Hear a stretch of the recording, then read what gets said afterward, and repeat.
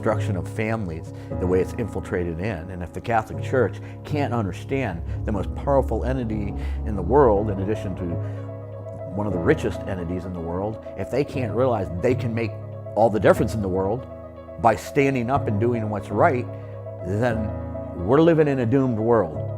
We're being re-victimized because we're being told that no, you don't even have a right to stand in a courtroom and say what happened to you.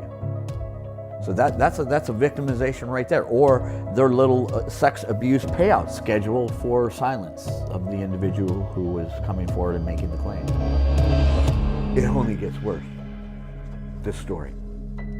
It only gets worse when it comes to the devastation and damage of pain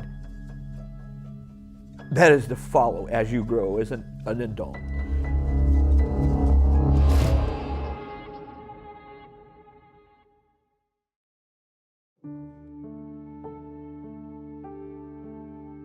I'm originally from Chicago, and big Catholic Irish family from Chicago, and we moved in 1976 from Chicago to Pittsburgh. My dad got transferred, and I think my parents were doing all the right things, and we were enrolled in good schools.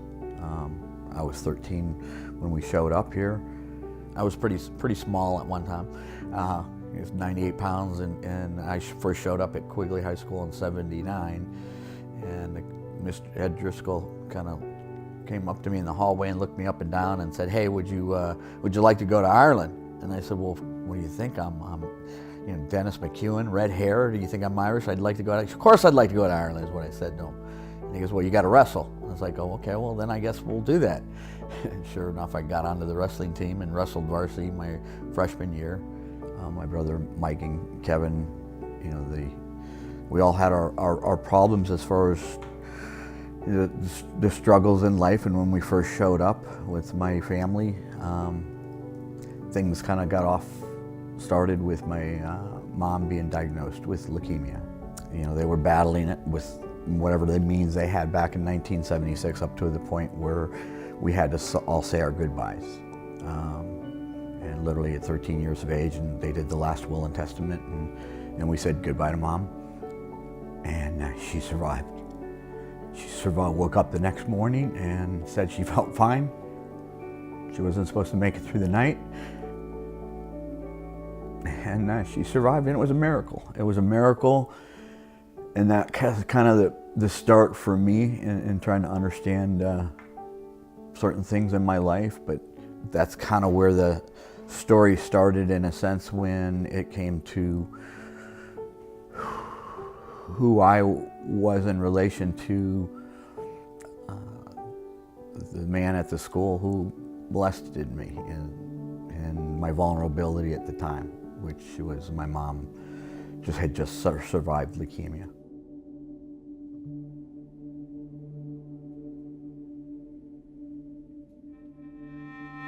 And my wrestling buddies and I, you'd have 3 or 4 matches a week. It was a lot easier, so parents didn't have to run around at night, 3 or 4 times late at night, because that's what it would be, very late at night, coming back from wrestling matches.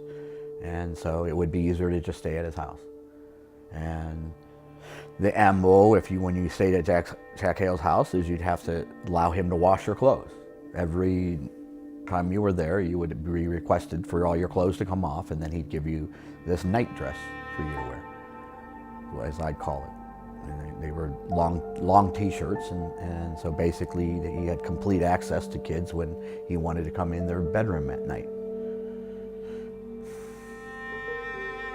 I just remember him coming into the room claiming he's checking on me, and then he sits down on the bed, starts pretending he's like tickling me, and then starts going up further and further, and I kept telling him to stop and stop and stop, and then I just literally had to get my back up against the wall and start kicking him and kicking until he just stayed fucking away from me.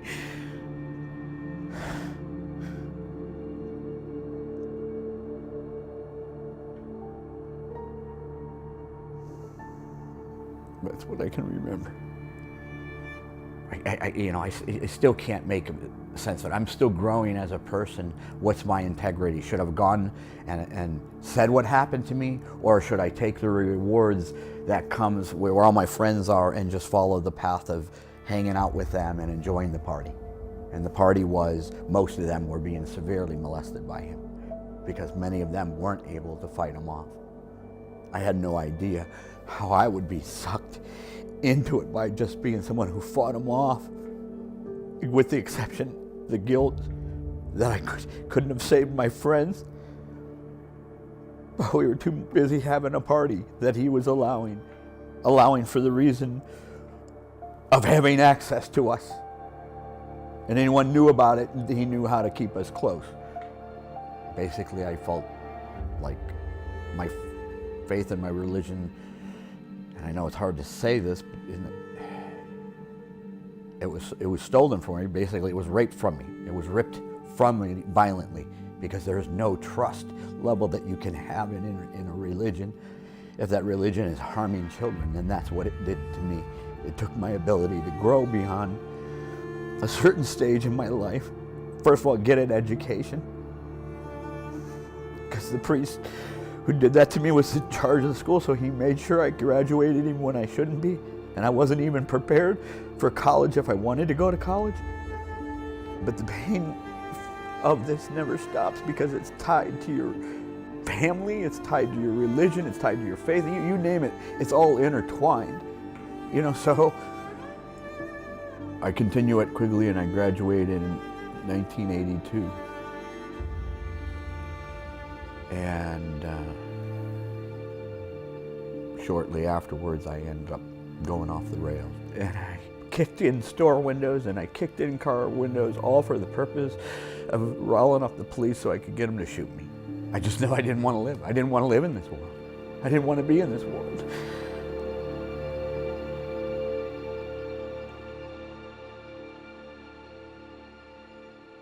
What are you going to do about this? And the realization came to me that the vicious cycle will never end unless somebody stands up and fights it. But I was only one person, and I didn't know what to do other than to go talk to my friends. So my first friend, Paul, that I talked to, I just remember me telling him, hey, this is a vicious circle that we were sucked into, but we need to do something about it. We gotta stop this. We gotta tell people what is happening. And within the next 2 weeks, he calls me up and says, Dennis, I need to come talk to you. And he sits me down and he goes, I'm one of the guys you're looking for. And I'm like, what, Paul? And then he shares what happened. He wasn't able to fight him off. And this was in 99, then I was probably talking to him, and then 2000, when by that time, Paul and I had rounded up, well, we knew of over 15 guys that were seriously molested. So now we got a group of men, and I call the initial 7, who sat before the media in 2000 to tell our story. What did we want out of bringing that forward? Well, we wanted to stop the vicious cycle, but then it was like, wait a second. Now there's no laws that we realize that were in place to even have anything to do with protecting people like us that came out when it's too late. It is now needing laws changed to protect children from this stuff, period, without statute of limitations, and now make victims as whole as we could possibly be by not continuing to re-victimize us, which is what's going on right now also. It's the way the way the Catholic Church has gone about trying to make this right, has been re-victimizing us, and they're still doing it today. They're still doing it today with the process that's out there. I don't know. I still don't know, because I haven't sat in front of anyone. I don't have a lawsuit filed. This isn't about money for me. It's about making sure this shit doesn't continue on so easily as it has. My anger is most directed at the people at the top who have the control to help clean this up, which they haven't been doing, and or making sure it didn't happen. They're quite the opposite, covering it up. So they first have to admit their fault in this and understand that they also have quite a bit they need to clean up. And it has to do with first standing behind the laws that will do it, and not be more concerned with just protecting your money. I don't want to see the church burn down, but it's burning down as we speak, and there's no hope for them unless their parishioners come to their aid and demand the change that needs to be demanded. So if Bishop Zubik agrees with me, as he says he does, that all statute of limitations needs to be removed and victims can move forward and children are protected, as a nation, we've got a ridiculous amount of statute of limitation laws in every single state, 26 pages of it, that it's just arbitrary. It makes no sense. But I would love to see that our nation could come together as a country and say, for children, the abolishment of any statute of limitations for crimes against children needs to be eliminated, from 18 or younger. That's something I think all of us could agree we should stand behind. But that's not happening because of all the special interest groups and lobbyists, and right now the church. And I'm hoping that Bishop Zubik is a part of that movement that makes the stand, at least here in Pittsburgh, that we're going to stand for what does protect children and does find justice for us. And now my dream is geez, if I could leave this a better world than we are in right now for my granddaughters, I got to do that. I got to make this a safer place for our grandkids. And so that's my new mission and dream, is to hopefully accomplish that.